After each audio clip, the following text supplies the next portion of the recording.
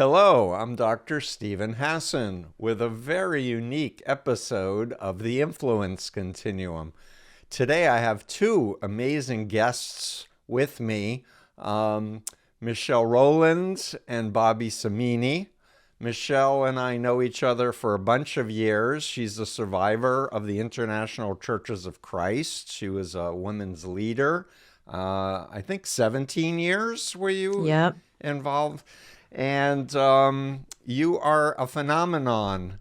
I'm just going to read a little bit about you for our intro, then we'll do Bobby, the attorney extraordinaire, and then we'll get into it. So you are an entrepreneur, author, producer, brand developer. You win lots of awards for content and sizzle reels.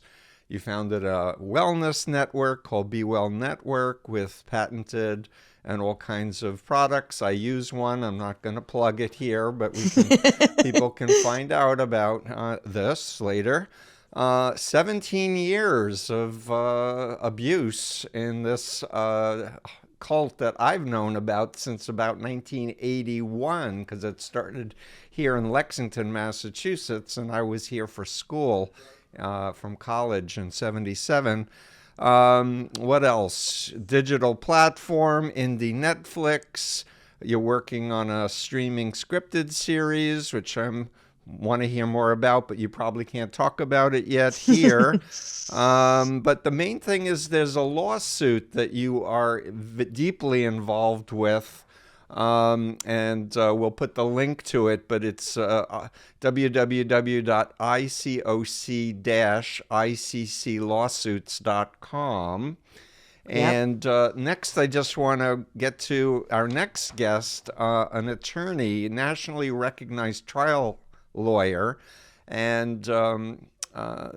Samini's practice focuses on media-sensitive business litigation, entertainment-related disputes. You represent members of sovereign families, 25 years of experience, and you're leading this effort to represent victims of this cult group, if I understand correctly. Very high profile. You've nationally recognized news programs, etc. I'm going to just move into the content.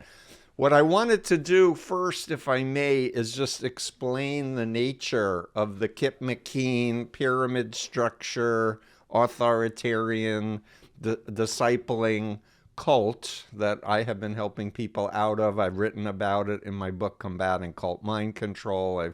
I actually helped a victim of this that got out and had suffered in the mental health system for 11 years due to lack of proper diagnosis. Someone that you know, Michele, very well. And fortunately, my work was able to help her start over again, and she's doing great right now. So let's start with a bit of your story, Michele, if you don't mind. Mm-hmm. How did you get in? What did you do when you were in? How did you get out? And tell us then, intro the lawsuit, and then we'll bring in Bobby Samini to get into Right. some more details. How's that? Well, of course, I'll condense this and give you the Reader's Digest version, of Perfect. course. Perfect. But no, I was 21. I was a college student. As we know, the ICOC, their main fishing ground is the malleable, moldable, idealistic mind while they're in college. Yeah. So I like to say I was preyed upon, because it was nothing less than preying upon me. And I was waiting tables at a restaurant. So this crazy married couple would come in and they'd had to sit in my station at least twice a week. They had to, and everyone had a fictitious name at the restaurant I worked at. It was Ed DeBevick's, which is a really wild 50s diner. Uh-huh. So I was Rosie, my rosy Scandinavian cheek. So they were like, "Where's Rosie? We have to sit in Rosie's station." Everything was Rosie, Rosie, Rosie. And so even the people at the restaurant were like, "Those religious freaks are here again. They say they won't sit at any other table except yours." They'd wait for an hour if they had to. So anyway, so they just came in all the time, inviting me to church. And I had always been a seeker, a do-gooder, wanted to change and save the world. That's just who I was. And so I had moved here from a small town in Washington State called Puyallup to be a film major at Long Beach State, where I was going to school. And I was supporting myself through school. So I worked nonstop around the clock. Right. And they just kept coming in. And so I finally thought, well, how bad can church be? Right? It's just God, right? What bad things can happen at church? And so I finally agreed to go just because I was, thought it's just rude of me to keep saying no after months. So I went, happened to be a Father's Day service, a Sunday service. They picked me up full of their minivan was full of all these other, what they called visitors, visitors, recruits, people they were preying upon. And I think we met at like the Wiltern Theater or something big, something shocking when we got there, full of other fanatics. Right. And lo and behold, to me, I didn't realize this guy was actually leading that part of the group. So he was preaching. And they put me in the front row. They were preaching at me. Things I had told them in confidence, or maybe I had a rough day one day and was telling them personal things. Well, that was a part of the sermon. Right? So I need to interrupt and just say for my listeners, Michele is a beautiful, tall, super smart person, and she was sized up by these leaders to recruit her. I know this because as a Mooney recruiter, we were told recruit people at your level or better. Or higher. Excuse me. Right. And you want to invest the time to build a relationship so people feel guilty when you're inviting them. Till they like relent, because that's what happened to me in my recruitment. And as I'm listening to you, I'm like, oh, yes, I know this story. Please continue. You know the drill. It's a formula, the love bombing. So this was the love bombing stage of telling me how special I am. You're amazing. God himself sent us to find you, And they were using mystical manipulation, a lifting technique of private information they elicited from you, and then using it from the pulpit, giving the illusion that there was a divine spirit behind this whole thing. So correct. Yeah. Meanwhile, I had been searching and wondering about God and praying. So I'm like, it was tracking. It tracked with me, right? So we get to this service. I'm freaked out. The guy's preaching at me. I'm uncomfortable. I feel like I'm almost having an anxiety attack. Everybody knew my name. You're They called me Shelly. Or actually, at that point, they called me Rosie still. Rosie, we've heard so much about you. Rosie, Rosie, Rosie. And I'm like, what kind of alternate universe have I stepped into here, right? Yeah. So halfway through the service, I left. I said, give me your keys. I'm going to go sit in your car. This is making me very uncomfortable. And I went and sat in the car after she fought me about it for quite some time. So I finally said, give me your keys or I'm calling a taxi. We didn't have Ubers then. So finally went and sat in the car, get home that night and find out my dad has died on that day. Oh my God. My dad was only Father's Day service? My God. On Father's Day. Oof. He was only 47. Oof. And so my world was turned and it was sudden. He died in his sleep, and it was this whole mysterious thing in itself that happened. So I'm turned upside down. They call me that night. Oh, we're just checking on you, Rosie. Wanted to say how the rest of your day went. And I, of course, just unload. This is what happened to me today. Tell them everything. Find myself the very next day sitting in a back booth with them at the Kettle restaurant in Manhattan Beach, where I was living, telling them things I'd never told anyone.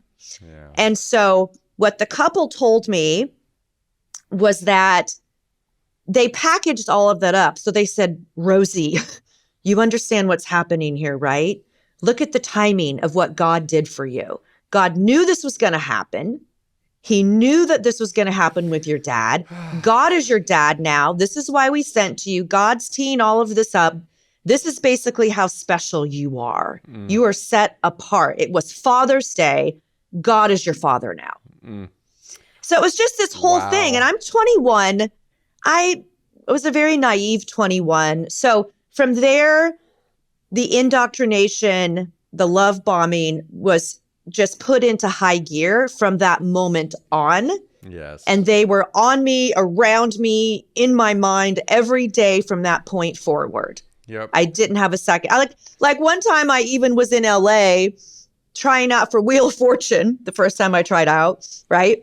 Trying out for Wheel of Fortune. One of them showed up and said, "Oh, this sounded so fun. I thought I'd try out too." So we were together all day. Like, how weird is that when you look back on it? So in Right? the interest of time, because I really want to get into describing Yes. the cult and the lawsuit, we could talk for hours. Your story Yes. is amazing and fascinating, and the parallels.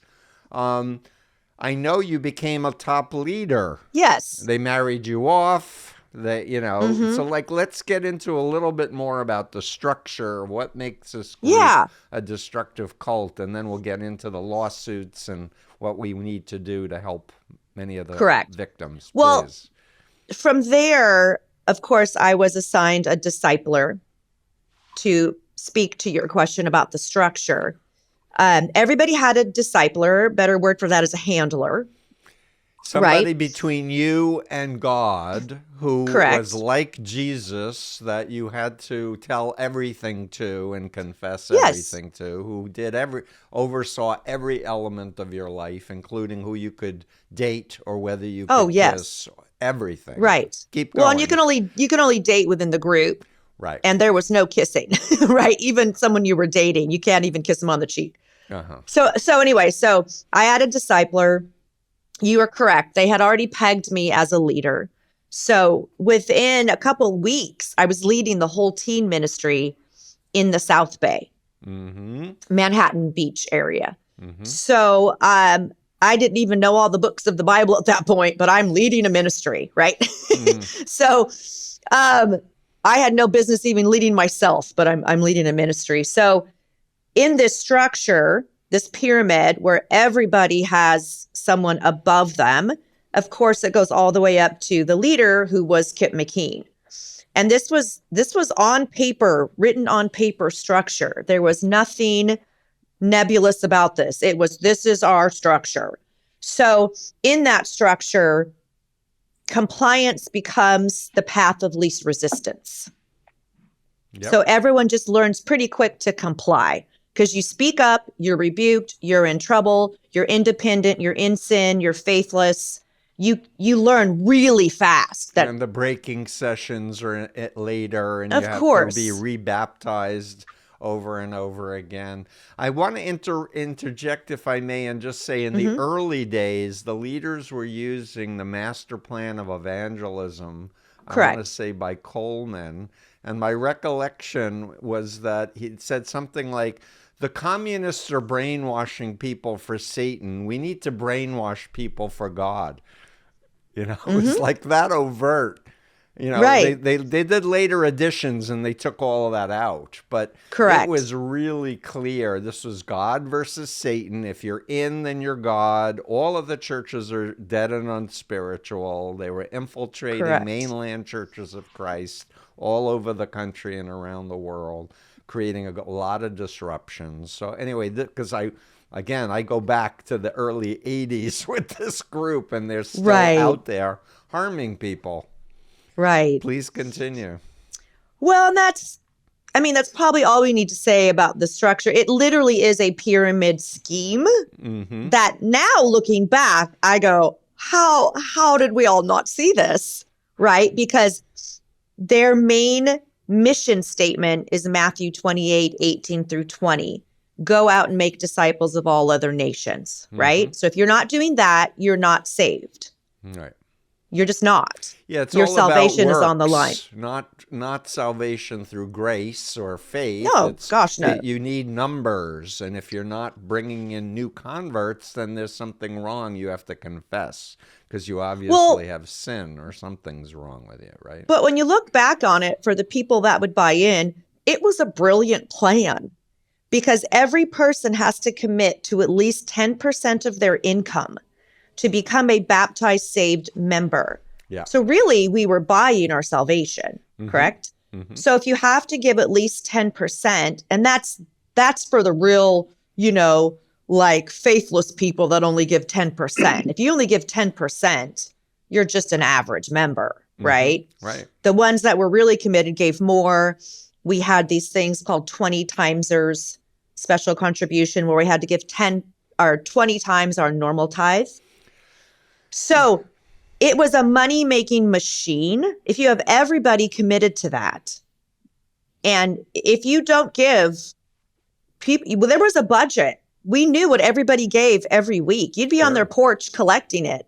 Sure. This is from my heart. This is our budget. Right. Right. And so anyway, again, looking back on that pyramid, it was nothing less than the corporate structure of this church. Right. Right. That was just how they functioned. Right. We should also add that this is a patriarchal, homophobic group as where women have to submit to their husbands if they want sex, and the woman doesn't want sex. That's not an option. That's my recollection of the people I've counseled. Before you get married, you're told if your husband wants sex 10 times a day, you do it. Mm-hmm. You don't say no. Yeah. Yeah. So it was all about what the husband wanted. Anytime the husband confessed lust or anything else, the wife got in trouble because she wasn't meeting his needs. Yeah. And they often would each have a discipler, and they'd get the other handlers would get together. If one of the people were having doubts, then there would be a whole regime for what are we going to do to break the person or bring them back into line. Right. It was like we all had an agent, like I'll have my agent call your agent. It's like, well, my discipler is going to call your discipler and he's really upset with you. Right. And then you're like, oh no, so-and-so is upset with me, Right. Yeah. So how did you get out? And then tell us about the lawsuit, and then we'll bring Bobby Samini in to talk about why his background and why he got interested in taking this case. Okay, well, let me sum that up. I think over the years, I call it kind of crack by crack by crack, because indoctrination felt like my brain was encased with indoctrination, where I'd have moments of clarity or moments of that doesn't feel right. Or if I'm saved, why do I feel so lost? Why do I feel so miserable 24 hours a day? Why do I cry every day? Why do I hate my life? And I was having anxiety and physical issues, and my body was breaking down from the emotional and physical stress. And so crack by crack by crack. But what really saved me in the end was my marriage was so horrific from really day one. From when I had a moment to spend 24 hours with this man that I was being paired up with, I was horrified. We just, obviously there was no real love there, but I didn't really like him as a person after I spent 24 hours with him on the honeymoon. And I'm like, crap. And so I started to feel like it was my punishment and I must have all this secret sin, or there's something wrong with me because look who God gave me to. Yeah. So right? Sorry. Yeah. So that kind of messed with my head. But what I'm really grateful for is that horrific marriage saved me because it was so bad that I finally really woke up and said, there's no loving entity that would expect me to live this way. And if there is, I don't want to spend eternity with this entity anyways, because he's mean and this is a horrible life. So I just got to the point of, if I'm going to go to hell for leaving, sign me up. How do I get there? I'm out of here. A lot of my clients in religious cults are like, I don't care if I'm going to hell. I can't stand one more day here. I can't stand one more day. Too much. And then they realize it wasn't their fault, that it was an abusive, authoritarian mind control cult, and that they're not alone, and that there's a future, a happy future ahead. More than happy. More than I live a euphoric life now. Like, I've experienced happiness that I didn't even know was possible for a human. Mm. Like true euphoria of freedom. Like freedom to me, I mean, I feel like I was in prison for 17 years. So that freedom to me is palpable for You were sure. in a psychological prison, in my professional opinion, frankly. Completely. Actually, prison might have been better on most days. In many ways, because you know you're in a jail, and these are invisible bars where your beliefs have been co-opted, and you've been told not to listen to your inner voice or your gut or your common sense or your family and friends that are like, what are you doing? This is crazy. You need to sleep. You need to rest. I heard an interesting analogy from someone that was in Auschwitz, one of the concentration camps. And she just had this great analogy because she was talking about indoctrination and how even a lot of the soldiers were indoctrinated that they were just doing their job. Of course. Right? That's what they say, but we were just doing our job. So she said the beauty of being one of those prisoners was that at least they knew who their enemies were. They knew the enemy. When you're in a cult, you don't know who your enemies are. You don't realize that the enemies are the people that are controlling you. That's the ones that should be, your safe place, your comrades in this mission, they're really the enemy. And they have to tattle on you if they see you breaking a rule or expressing a doubt, and they don't rebuking you. If they don't tell the leadership on you and make sure you're punished, they're punished. So it's the whole system is malevolent and a form of slavery, trafficking. It's labor trafficking for sure. For sure. I mean, we were bringing in recruits for them.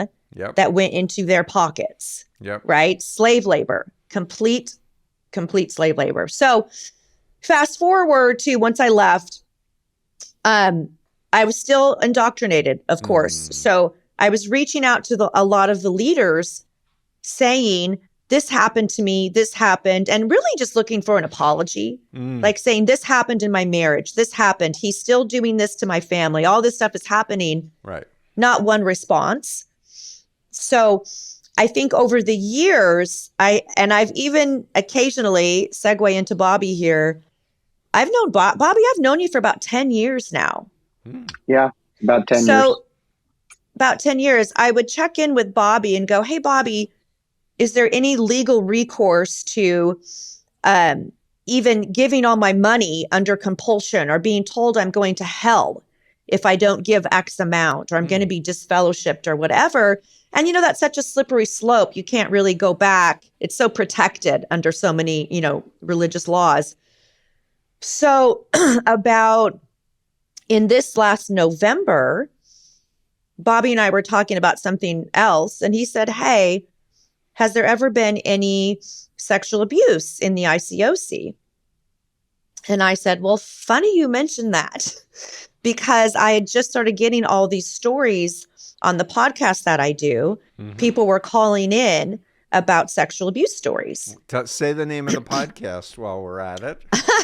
What the Flock, FLOK, okay. Right?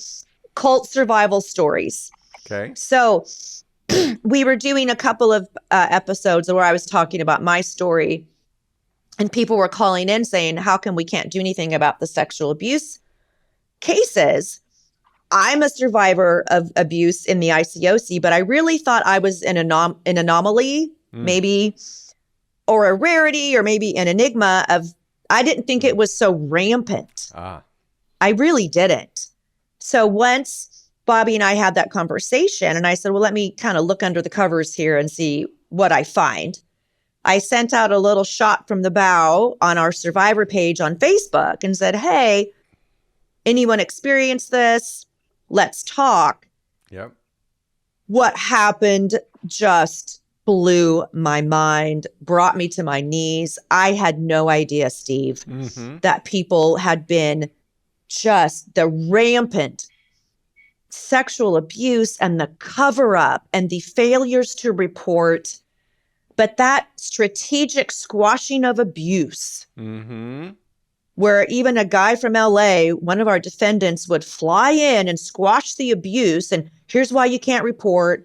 Here's what will happen. And then training them to forgive the abuser. And setting up meetings where these victims had to sit with their abuser and tell them they forgave them, right? He's your brother in Christ.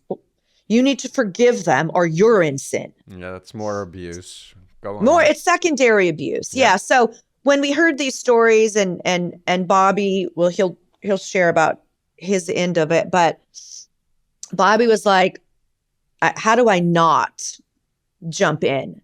After hearing a couple cases, he was just like, how do I not tackle this? All right, Bobby, right? You're up. Thank you. So you knew Michele for 10 years. You knew that she had been in an abusive marriage, I'm sure, and this cult. Please take over. What got you involved with taking this big case on? Sure. Dr. Hassan, thank you for giving us this forum to talk about this case and what's happening.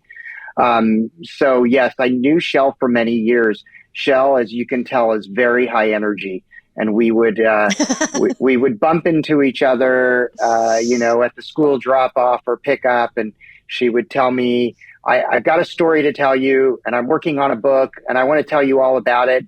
And I would get little bits and pieces. And then from time to time, I'd get a little more from her. She'd send me a text with a little more detail. And of course, I was interested to hear her story. But believe it or not, I never heard the entire story of really what she had been through until very recently. In the last couple of years is when she started explaining to me what had happened in her experience. And it was pretty shocking for me to hear what she'd been through, because I know Shell as this vibrant go-getter, is just, really doing some amazing things. So I had no idea that she had this kind of real adversity in her background. And we started talking, and then she started to share more and more about what had happened to her and some of the details.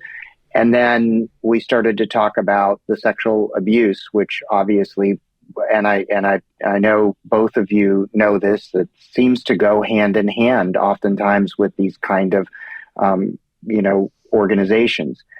And so we started talking about that, and Shell started receiving quite a bit of inquiries, really, from people who were sharing their stories with her about what had happened.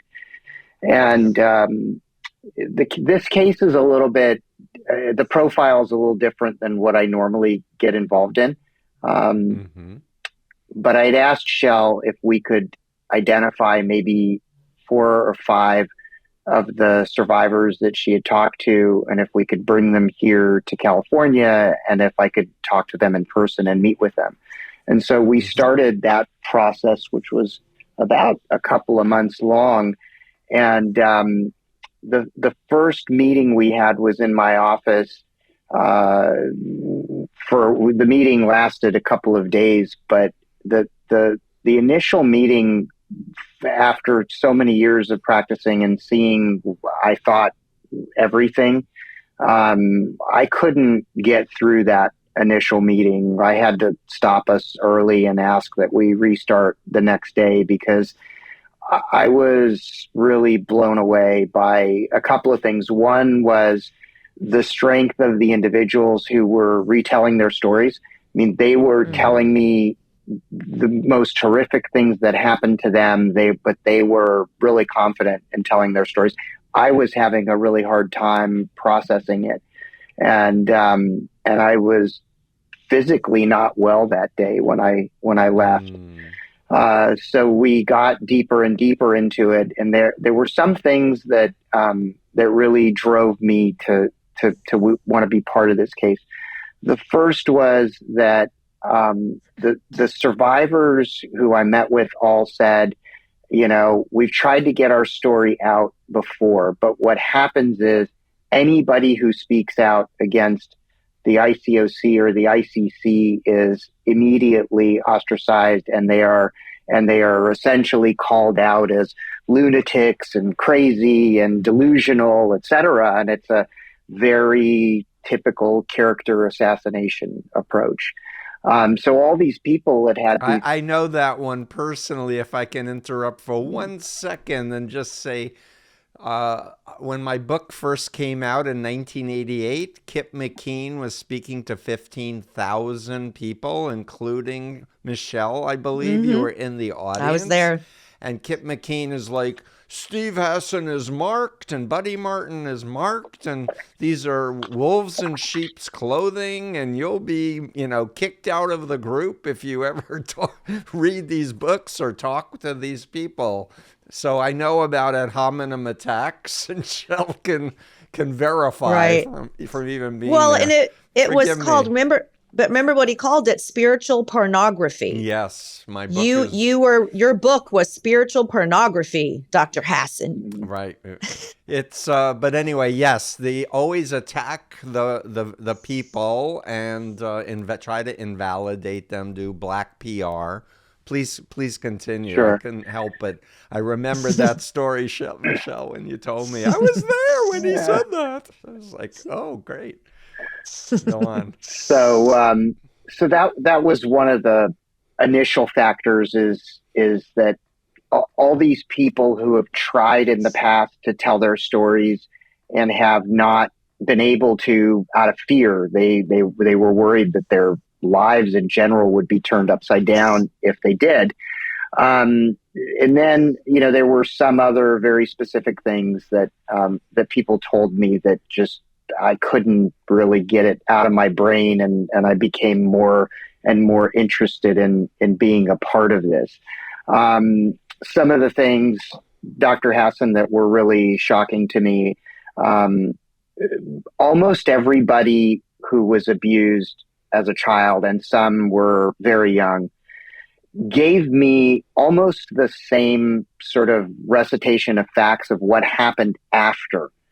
And this was very disturbing. After somebody was abused, and then it was brought to the attention of members in the organization, instead of addressing the problem, instead of contacting law enforcement, instead of making the appropriate reportings, every one of the cases, first, folks were told that they needed to forgive the abuser. And sometimes those discussions happened by bringing the survivor and the abuser into a room together, Mm-hmm. and told that if they did not forgive their abuser, that they would lose their salvation.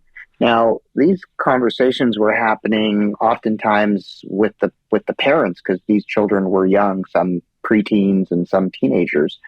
And so they were given this same story, and then and then even one further than that, almost in every case, the survivor then was called out, almost like scarlet letter type, like you were dressed too promiscuously, or you're too well developed for your age, and you're causing problems for the men in the congregation. And so these things were just shocking for me to hear, because I just was not prepared for that.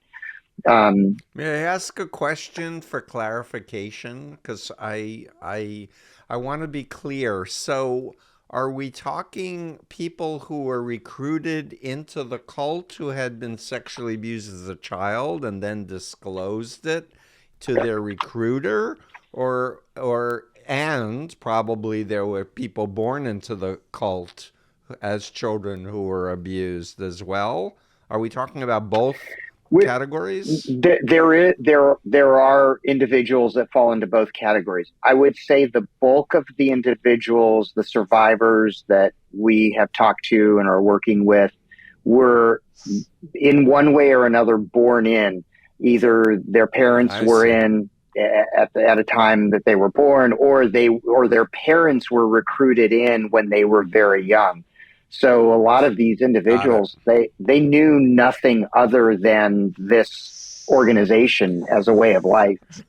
Thank you for clarifying, because that's what I thought when I booked this interview, that's what we are talking about. But then as you were describing it, I was like, when people come into a cult, they get recruited, And if they did have some abuse, they often are telling the cult recruiter for the first time, and it becomes a big lever for psychological manipulation and vulnerability. So that's why I just wanted to have clarity around that. So we're talking about young people born or raised in the cult. Yes, for the most part. Now there were also Yeah. some adults who were recruited in and then faced abuse as well. But the initial group of survivors that Shell and I spoke to and met with were the ones that were mostly very young when they were brought in by virtue of their parents being in or recruited by. So all those things were kind of weighed heavily on me as I thought about, what can we do here? And one of my thinking was, if all we do here is give these individuals a unified voice, and sort of create this place where they can tell their story and not be worried about being attacked, because it's not going to be just one person. It's going to be 10, 20, Right. 30, 50, 100, people then can come forward. And that's really what we've seen. Not to say that there haven't been statements made by the organizations to try to discredit I think in a more careful way, try to discredit our survivors. That's happened. But the kind of, for me, after I took all of this in and processed it, the thing that pushed me over the edge was that I talked to my son and daughter about the case, and I get to work on some pretty fun and exciting things and represent, oftentimes folks who are in the celebrity world. And so, I tell them about those cases as they, come along. But when I told them about this case, their reaction was completely different. I mean, they reacted to it in a way that I was frankly surprised, and their direction to me was, you have to file these cases. And I think one of the things I feel fortunate about is, because of the work that I've done in the past, it gives me an ability to have this voice to go out and say something, and tell somebody's story in this context. And I think that was, I felt like it was something that had to be done. And the more I heard about it, the more I felt compelled to do it. The only other thing I'll mention is when you and Shell were talking about the structure and the system, how things work with disciplers. And one thing that really struck me was I have for many years done lots of reading about North Korea and how the system works.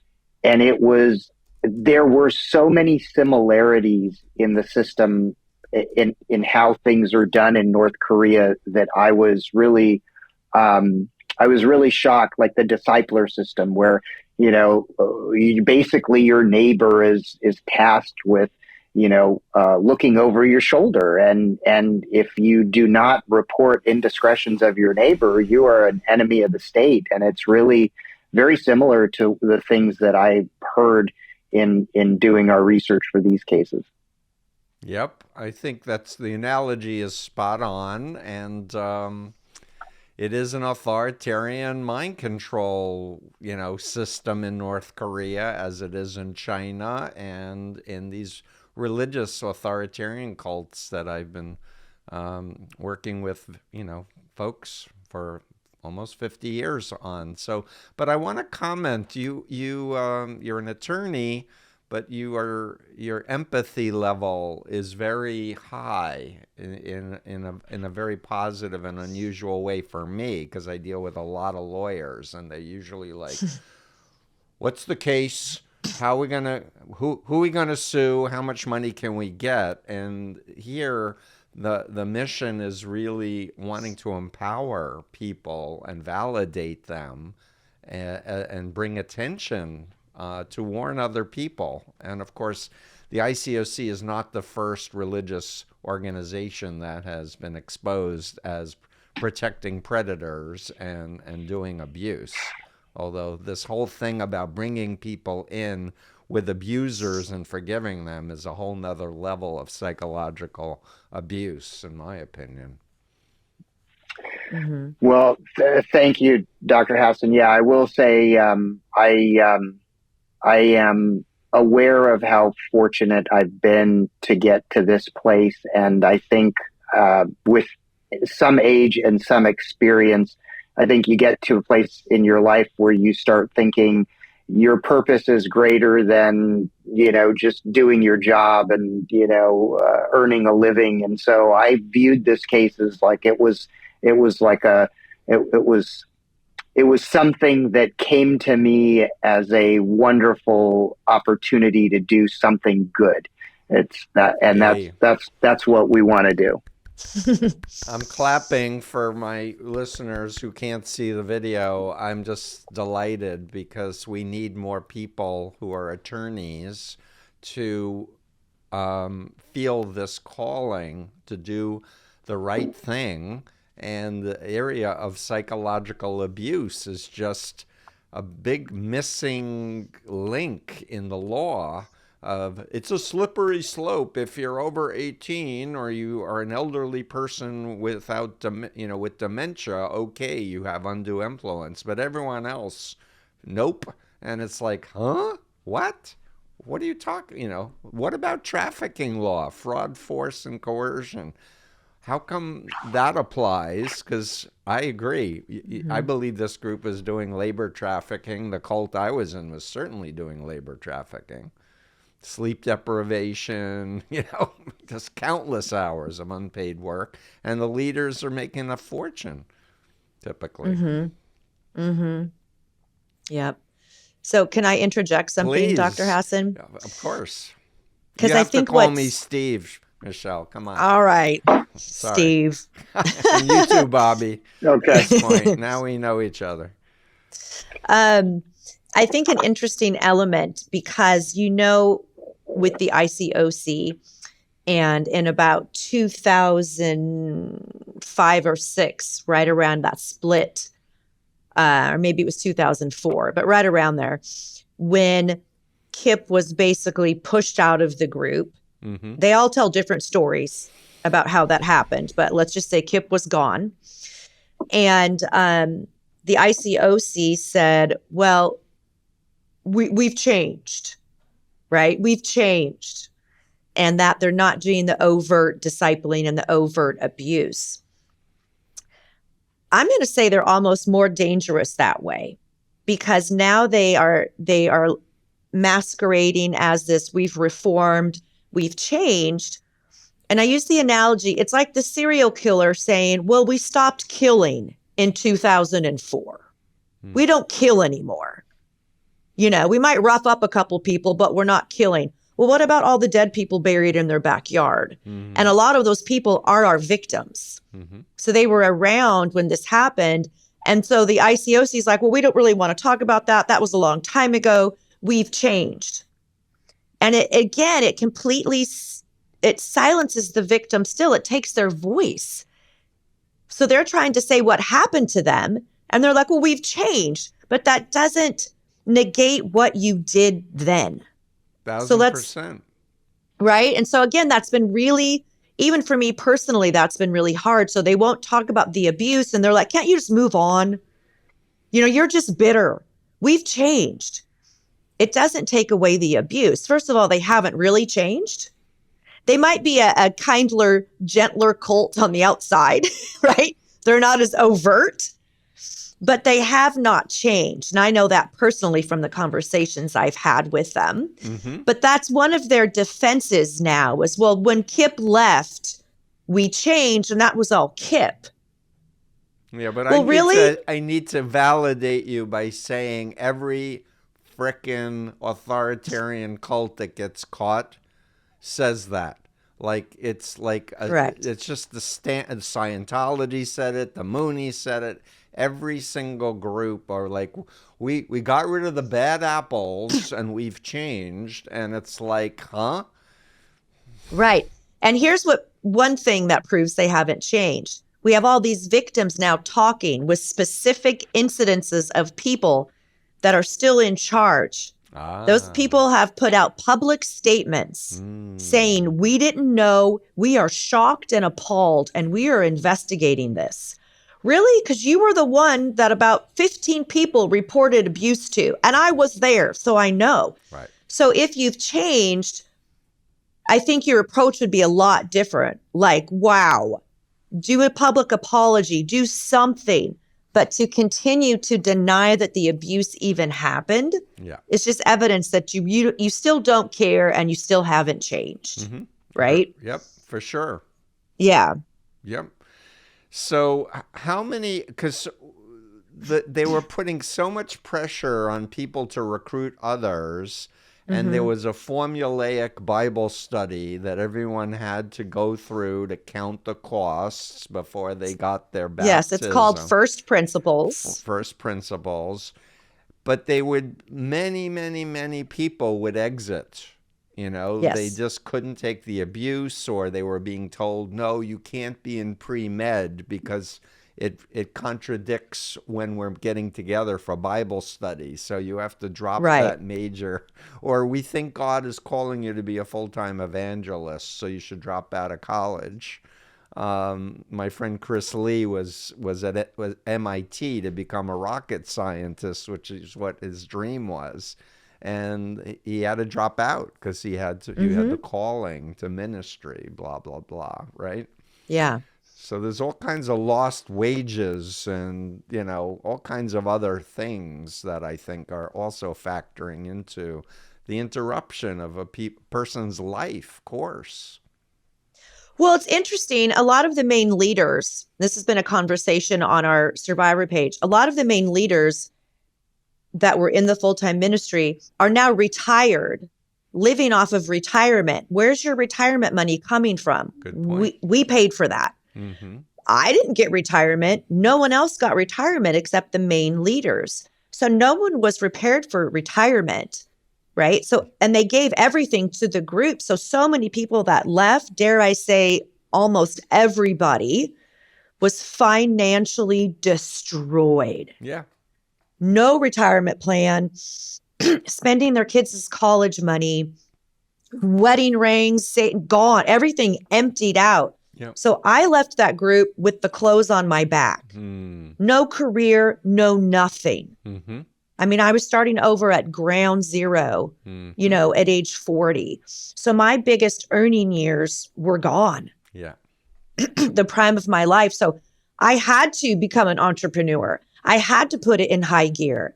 I had to sink or swim. There was no safety net for me. Yeah. But again, when I see these leaders now, one's living in Maui, the other one's retired, living by his grandkids, just went on vacation. Well, when he got back, he got served papers. So that was awesome. Good. Right? Good. Hope you had a great vacation. Here's your fucking papers. Anyways, but, these people are just now, they're just living their best life. What the flock? But, it was all about the main leaders. They all got taken care of. Yeah. Yeah. Now they're retired. Yep. And living their best life. And everyone else is like, okay, well, I hope I can, pay my rent this month. So I'm going to add one more, in my opinion, a real crime, which is a lot of people got so burned by this cult that they gave up on God and religion and afraid to open a Bible even because they were so abused. And that's another level of emotional harm that I think judges and juries need to understand because a lot of my clients describe feeling spiritually raped. Yeah, that's a very common term. Yeah, because I felt that way in the Moonies when I got out. It was like, how can I trust God? I was praying all those hours. I was, doing all this sacrificial work, and I find out I was lied to and mind controlled into following this creep who is himself a serial sexual predator, Sun Myung Moon. Right. Well, and it's the Bible becomes a trigger, unfortunately. A lot of people talk about, because it was so weaponized. Yes. And those scriptures were used as weapons Yes. that, I mean, I have some survivors that, I mean, they can't even open the Bible. It literally triggers them. They will shake, Yeah.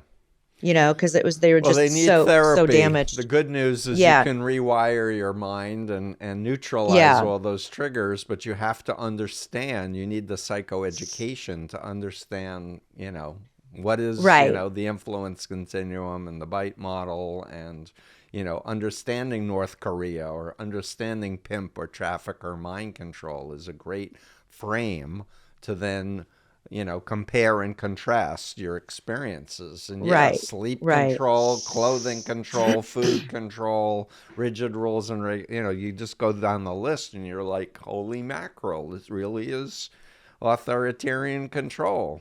Right. Right.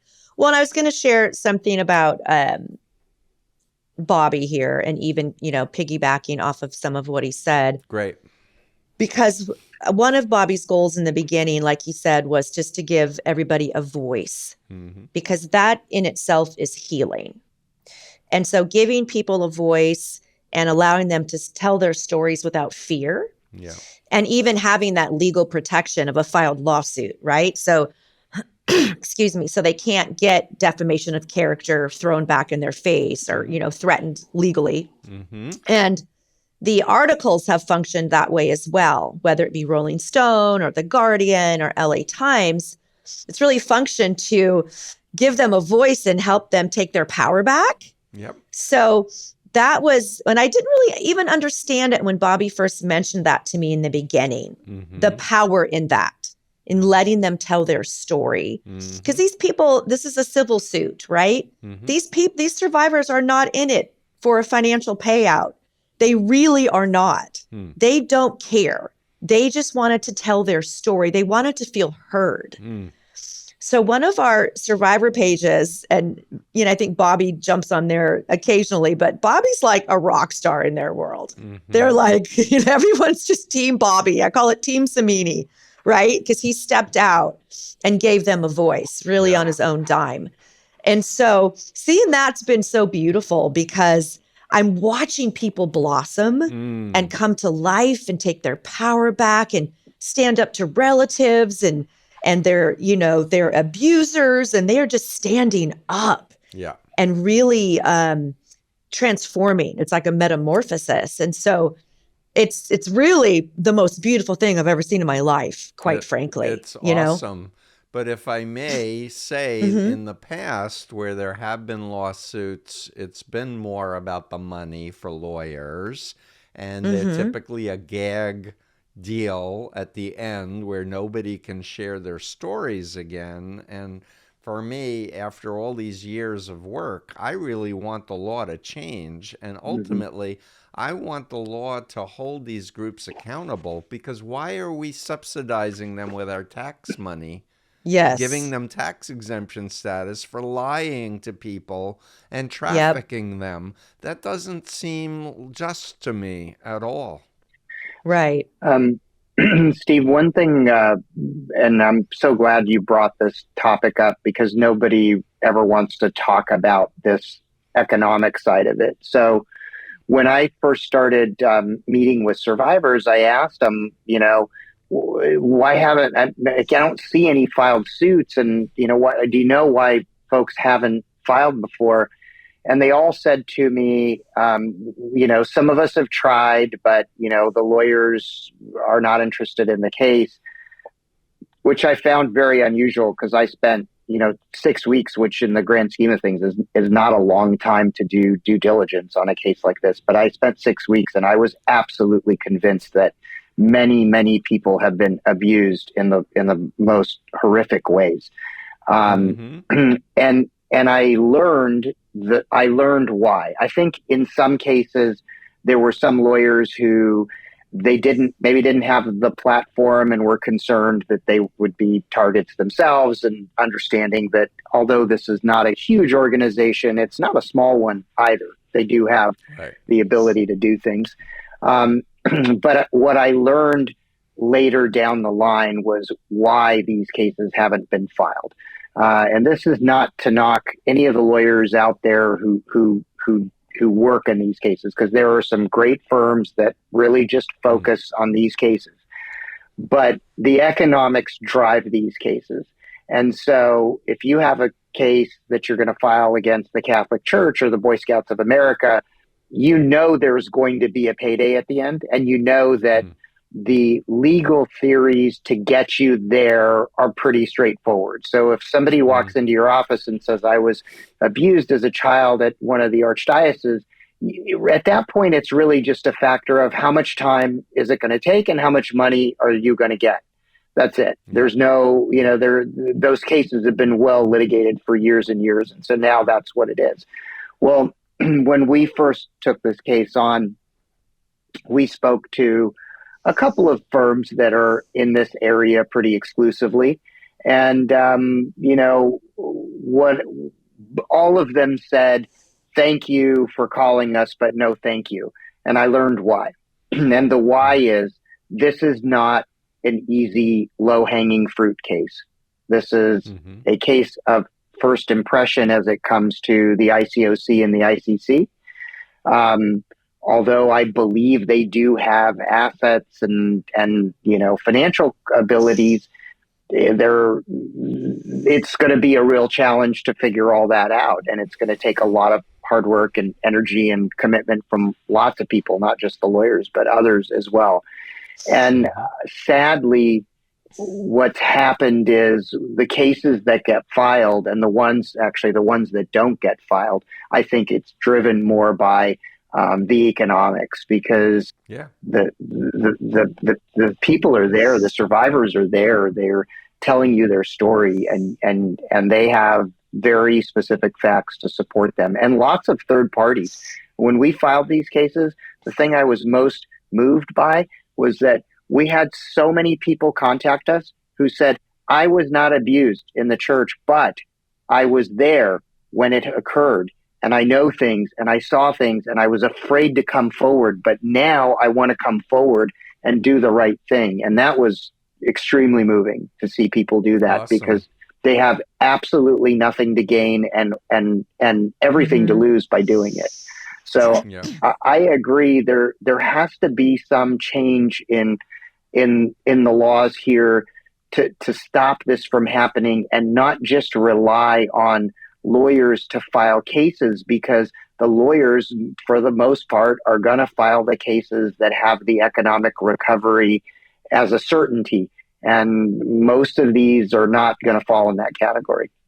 Yeah, no, I agree. And what really bugs me is that they force a gag agreement that the former members can't share their story, which muzzles and allows the group to go on and victimize more people, versus keeping the spotlight on these abusive behaviors, not just the people who are doing it, but the structure and the methodology, and using it as an opportunity to do psychoeducation with all people around the planet, that the mind can be hacked, that really intelligent, educated, talented people can be enslaved and believe that they're doing God's will, when in fact they're being manipulated and controlled by narcissists and malignant narcissists with predatory aspirations.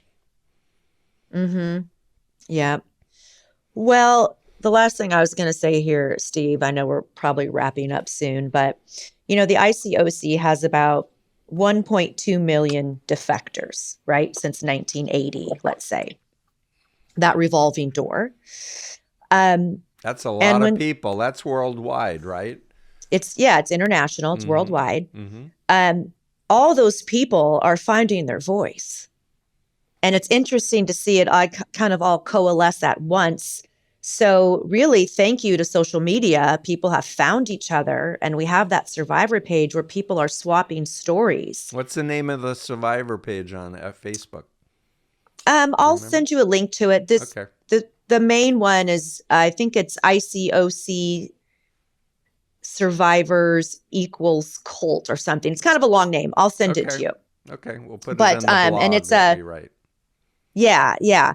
But what's happening is all these people have come together, And this is a group, if you think about the ICOC, and Bobby and I have mentioned this in the past, all of the survivors and defectors that we've talked to are some of the best people you'll ever talk to in your entire life. Like salt of the earth, just honest, authentic humans that really wanted to do good on the planet. So you've got all these amazing people, but it's combined with some of the worst people I've ever met in my entire life. The leaders, the lifers, the ones that are hanging on and refuse to apologize, the ones that are just, retired now, living somewhere. But so you've got the best people I've ever known in my life mixed with the worst people I've ever known in my life, right? Kind of two subsets of people. But these people that have a story and are marching forward together, they're feisty now. Good. They have found their voice, and there is no shutting these people up. So once they started talking, they're talking. And they now are on a mission to make sure that this story is heard. So it's really a beautiful kind of piece of history that's happening. People that were afraid to talk, they're talking. And they've all got a story. And kudos to you, because you are a role model of not just a survivor, but a thriver. And really, it's inspiring. And I hope that people who are listening to this, whether you were in the Jehovah's Witnesses or any number of other religious cults who are listening to this story, know we have a lot of community of people who won't judge you for the fact that you agreed to all this abusive behavior directed at you and such. Right. Well, and that's what has born our new nonprofit, our 501c3, which is called Free to Be. Free, then the number 2, and then the letter B, because we have so many survivors. Bobby and I, we can't even get to them all. We've had over almost 1,200 phone calls come in. Great. Over 100 cases of strictly sexual abuse, but hundreds more of all kinds of abuses, physical, financial, mental, emotional, of course. So now we're just figuring out ways to help as many people as we can. Once we opened up this can of worms, now it's like, okay, now we have to help the people. So, and I'll keep you posted on that. Absolutely. Yeah. I want to thank you both so much. And we'll put this out on the podcast, The Influence Continuum. We'll do a blog with the video on freedomofmind.com. And I hope we will stay in touch, because I really, that's my hope. As I get older and older, we can give voice to the people who've suffered, change the law itself, and make it a crime to psychologically and emotionally abuse people and allow sexual abuse. So. Yes, agreed. I'm in. Great. Bobby, last words? Just thank you for giving us this forum, Steve. It's been wonderful to be here, and it's greatly appreciated, and I'm hopeful that we'll be giving you some good updates in the near future, and that we'll definitely be calling on you for some insight on things as well. My pleasure. Thanks so much. And Thank we'll be you. in touch. Bye. Thank you. Bye.